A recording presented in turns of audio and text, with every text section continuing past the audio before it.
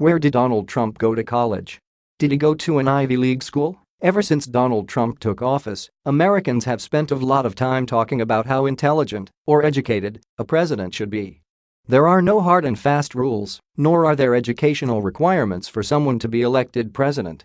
But how does our current president stack up? Where did Donald Trump go to college? And did he attend an Ivy League school? Where did Donald Trump go to college? The Washington Post reports that Donald Trump often cites his college background as evidence of his intellectual superiority. He graduated from the Wharton School of Business at the University of Pennsylvania. But the achievement may not be as impressive as it initially sounds. According to the Post, Trump did not get an MBA from Wharton. He has a much less prestigious undergraduate degree. Additionally, Trump didn't spend his entire undergraduate career at Penn. He was a transfer student who arrived at Wharton after 2 years at Fordham University, which U.S. News and World Report currently ranks 66th among national universities, the Post explains.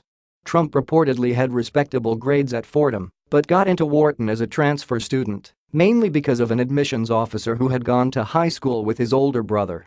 Did Donald Trump attend an Ivy League school? Donald Trump did, indeed, go to an Ivy League school when he attended the University of Pennsylvania.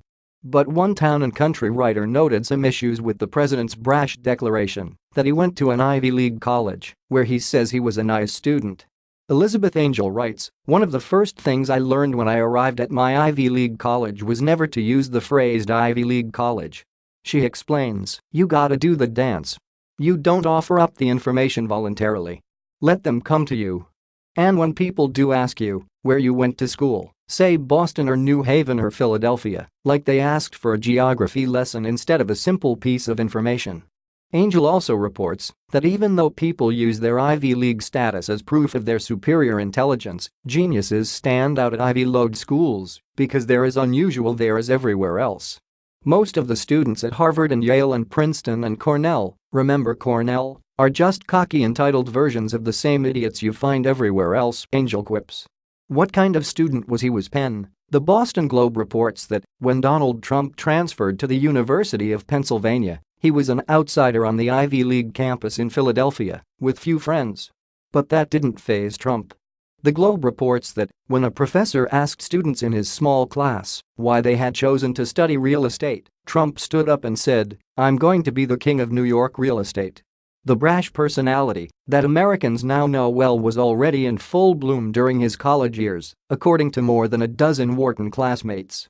The future president reportedly spoke up often but rarely shined in class. And as the Washington Post notes, despite Trump's claims that he graduated first in his class at Wharton, the 1968 commencement program doesn't list him as graduating with any sort of honors. He barely participated in campus activities. He didn't attend fraternity parties, perhaps because he doesn't drink. And the Globe reports that he spent most of his spare time pursuing his dream, using his advantages as the son of a prominent New York real estate developer to get an early start on the business career that would make him very, very rich. The Globe adds that Trump had an in-your-face attitude about his quest for money from his first day on campus, said his former classmates. Donald Trump didn't have the easiest path in college. The Washington Post characterizes both Donald Trump and his predecessor, Barack Obama, as college failures. What does that mean? It has to do with the data that colleges report on how many of their students manage to graduate in 4 years. Barack Obama and Donald Trump both transferred colleges. So, technically, no school ever reported either future president in their graduation statistics. In fact, 2 schools, in their cases, Occidental College and Fordham University, even had to report them as failures to complete. Clearly, that didn't hurt either of them.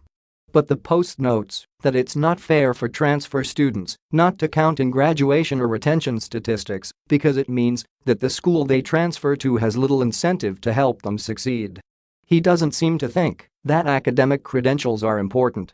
According to the Chronicle of Higher Education, Donald Trump's comments about his college education reveal a dubiousness about the importance of academic credentials, even as he braggadociously touts his own, and an impatience with curricular pursuits that lack an obvious utilitarian applicability.